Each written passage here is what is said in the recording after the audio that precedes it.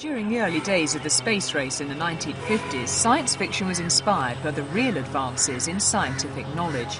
Like H.G. Wells before him, Arthur C. Clarke, author of 2001: A Space Odyssey, anticipated some of the most dramatic scientific developments in the 20th century.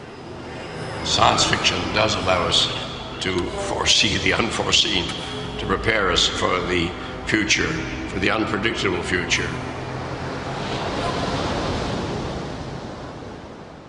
Towards the end of the war, I got this idea of using satellites as relay stations.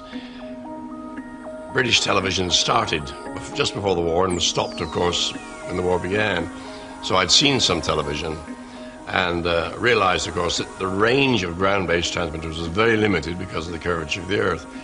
So obviously, the higher you could get, the better. If you could get right out into space, you could cover half the Earth in one go.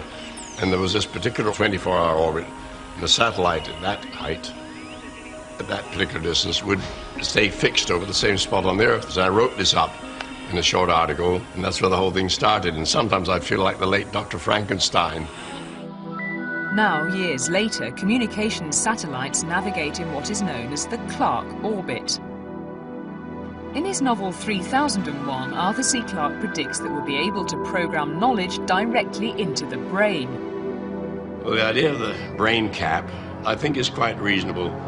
I imagine you'd have to have a helmet of some kind, closely fitting, and I suspect you'd have to put nano probes through the skull, which would be quite painless. It'd be so fine.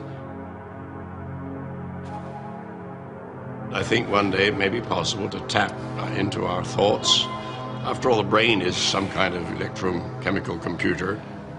We're already experimenting with reading, the neural currents in the brain, and in principle one could have inputs and outputs as to an ordinary computer.